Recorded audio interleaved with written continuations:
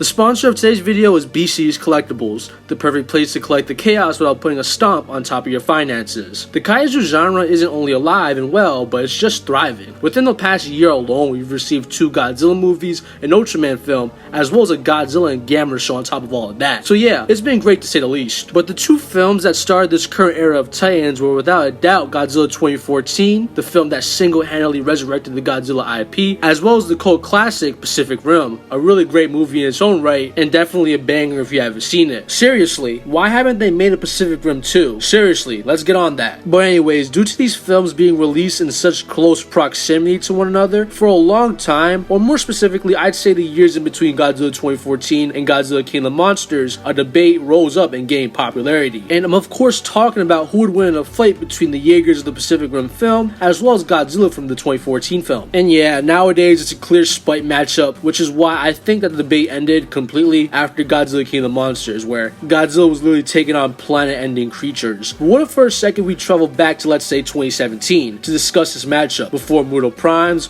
before Mechagodzilla, and before world enders like Ghidorah and Shimu. A much simpler time indeed, where Godzilla's only feat was defeating a pair of Mutos as well as a Shinomura, hence the premise of today's video, as we will hinder our Godzilla and Pacific Rim feats in scaling to pieces of media that were out during the time when this debate was the most heated. So Godzilla gets his prequel comic as well as 2014, and he has access to Kong Skull Island in the comic tie-in, though I doubt it would be useful. Pacific Rim on the other hand has the first film, and heck, I'll even draw in the scaling from the fan-made sequel. So without wasting any more of you guys' valuable time, let's see who was right before the matchup became spite. Would Godzilla cement his title as the Alpha in this new universe, or would the Jaegers overwhelm him? Let's find out.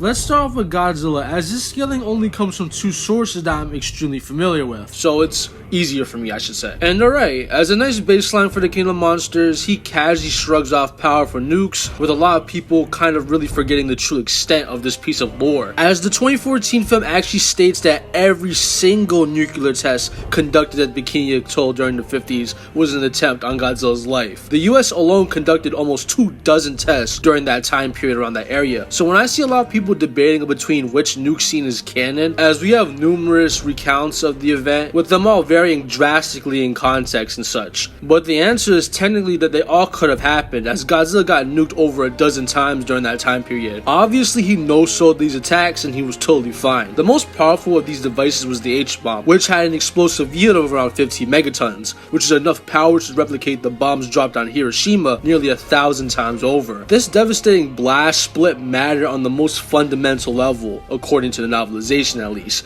and Godzilla took that blast right to the face and he was totally fine. And according to the prequel comic, by the time of 1980, no bomb that they had could ever hope to have killed Godzilla. This would include such bombs as the Tsar Bomba, which had a detonated yield of around 50 megatons, which is an explosive yield over 3 times stronger than the bomb we just talked about. But seeing as how the comic states that nothing in humanity's power could ever kill him, this statement would also likely be taken into account the Tsar Bomba's actual full yield that was never actually tested due to its possible effects on the environment. As yes, while the tested Tsar Bomba had an explosive yield of around 50 megatons, it was actually theorized to be capable of producing an explosion 2 times stronger, seeing as how this weapon is stated to have no hope of killing Godzilla, and that would mean that the King of the Monsters could endure forces on par with what would be required to destroy mountains. Keep in mind all these statements are in relation to a 1950s Godzilla, which is important because the novelization confirms that Godzilla by the time of the film is stronger than he was back then, with them saying he's more unstoppable than ever, and for the sake of consistency, it's stated multiple times. This last point is especially important to his scaling, as the bomb used in 2014 to bait the Mutos during the climax of the original film is confirmed to be so potent that it would make Bikini Atoll look like a firecracker. Taking this statement hyper literal and calculating the difference of size between a firecracker and a nuclear bomb to get a gauge for the yield of this nuke, and it's been determined that this current nuclear blast would be equivalent to what it would take to destroy an entire island. And for the sake of consistency, once again, the screenwriter of Godzilla 2014 states that nothing human beings could ever make would kill Godzilla, and unlike the statement from the 80s, this statement is actually in relation to modern day, and by extension, the island level nuke we just talked about, granting the King of the Monsters some island level scaling. On another note now, Godzilla also draws energy from the Earth's core in his atomic breath, which would realistically mean that even during the events of Godzilla 2014, he scales to the Hollow Earth scaling that we talked about. But seeing as how I'm hindering my Godzilla stuff to lore we only knew during the time period of 2014, he doesn't get that scaling for this video at least. But don't let that get your hopes down, as IRL Earth's core is still a very powerful force, as the nature of its energy output is still responsible for many natural things, such as the heating of the Earth's mantle, driving tectonic plates, powering volcanoes, and even maintaining the Earth's magnetic field. So Godzilla being able to harness his power in his atomic breath should logically be some more consistency on top of the island level scaling. This Godzilla also scales to his atomic breath, as he physically can fight creatures who can endure the blast. Godzilla is also so massive that his body mass is able to create tsunamis as showcased during the Hawaii scene, and he did that just by swimming. And alright, I've been saving the best for last now, but essentially, during the Permian era, Godzilla tanked a meteor that hit him right in the face, and he proceeded to walk away from the event unscathed. The blast of this impact created an explosion visible from space, and this explosion was also directly compared to the extinction event that killed the dinosaurs. And when calculated, it's been determined that at a low end, this blast would be powerful enough to either destroy an entire country, or at best, it would actually be able to destroy multiple continents. And Godzilla shrugged it off point blank. And seeing as how this was an ancient Godzilla feat, this would also mean that he would be weaker than the Godzilla that we see in current day. Moving on to speed now, I'm gonna make this real simple. Godzilla can physically tag and land blows against the Shinomura, the same beast that can narrowly avoid the atomic breath. Said atomic breath is composed of Cherenkov radiation, which moves at 75% the speed of light, granting the Shinomura as well as Godzilla relativistic plus reaction times. Looking at this instance now, it's a little dubious, but if you don't think he physically scales to it, his atomic breath just automatically does. But if you want some more conservative ends for Godzilla's speed during this time period, it's confirmed verbatim out of the sound designers and animation directors' mouths that Godzilla's movements will get him into the supersonic ranges.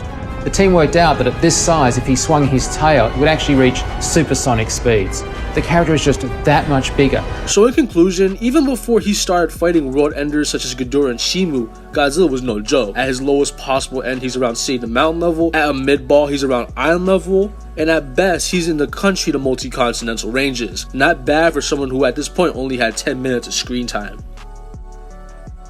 Now, before we dive into the mech vs kaiju epicness that is Pacific Rim, I want to take the time to acknowledge today's sponsor, BCE's Collectibles. Seeing as you clicked on this video, it must mean you're a fan of Godzilla, Pacific Rim, and other dope kaiju intellectual properties. What if I told you you could own these characters and bring these battles home? And that's by utilizing today's sponsor, BCE. These guys have a wide variety of kaiju merchandise, from posters to SH Monster Arts, to even more recent anime-inspired kaiju media, such as Evangelion and Kaiju number 8. These guys are stacked. These guys were kind enough to ship out the movie Monster Series Jet Jaguar as a mech who fights kaijus that hails from the Godzilla franchise. His inclusion here is very fitting. And besides that, this guy is genuinely incredible. He's a lot better and sturdier in person. He doesn't have a single paint chip anywhere, and he's even in scale with my other movie Monsters figures. So if you're interested in this guy or any of the other things I've previously mentioned, I truly implore you guys to check out the first link in the description, as it will take you right to their site where you can see their deals and such. Oh yeah, that's right, they have sales and deals, because when looking for kaiju merchandise, you should be worrying about destroying cities instead of your finances. Once again, thank you BCE's Collectibles for sponsoring today's video, and with that out of the way, let's dive back into our regularly scheduled program. Pacific Rim is quite the interesting verse to scale. Obviously we all love the OG film, but seeing as how I'm including the events of Uprising for this video, the Jaegers Godzilla will fight are the main group that we see in that movie, as logically they're the strongest variants of the characters. So to give them the best chance, we'll use the best Jaegers. So obviously as a baseline, they would all upscale or at the very least scale relative to feats from the original film. So let's start off by talking about the metas from that movie to kind of get a nice baseline for the current guys. For starters, even category 1 kaiju can find themselves in the large town to sea level ranges, mostly because of Trespasser, who was literally the first kaiju in history, and also by proxy the weakest. But even he casually scales to 7.1 magnitude earthquakes, which would bare minimum get his AP and durability into the large town level ranges. And it also required 3 nuclear bombs to permanently kill him, granting him some city plus level scaling on top of that. So that's literally the weakest any of these guys could be. For the sake of consistency now, the earliest Jaegers are confirmed to have blows that have kinetic energy on par with nuclear bombs. bombs, as they didn't want to nuke cities every time a kaiju appeared. That's the whole point of the Jaeger program. Alright, I'm gonna level with you guys for a second. The Pacific Rim verse, especially the first film, has a lot of building and town level calcs that I really don't feel like getting into, especially considering the competition. But if you find yourself interested in, some of the mid-end interpretations, or like lower ends I should say, then I'll link the thread in the description. So yeah, skipping all of that now to much more impressive stuff. During the climax of the original film, Striker Eureka sacrificed himself via self-destruction. And at bare minimum, this blast had a yield equivalent to 147 megatons of TNT, which is mountain level. But this estimate for the blast doesn't take into account that the water was also vaporized, a notion shown when there isn't any water for a bit and more water has to come down to fill that part of the ocean up. And using that line of thinking, if you think even as little as 5% of the water in this scene was vaporized, that would still get the blast into the country level ranges, and then they just kind of fluctuate from country to large country depending on how much water you think was vaporized. But why is this blast so important? At first glance, you might think that no one really scales to it, which I mean, fair enough. One of the most powerful mechs and titans in history, or kaiju I should say, got obliterated by the blast. But Sladden actually endured this explosion pretty close and he survived, though he was critically injured after the fact. And Gipsy Danger showed somewhat relativity to him, or enough to be like he scales. Anyways, Gipsy Danger also endured a percentage of this explosion, though he wasn't nearly as close as the guys we were just talking about. And if you were looking at the blast, then he would have endured at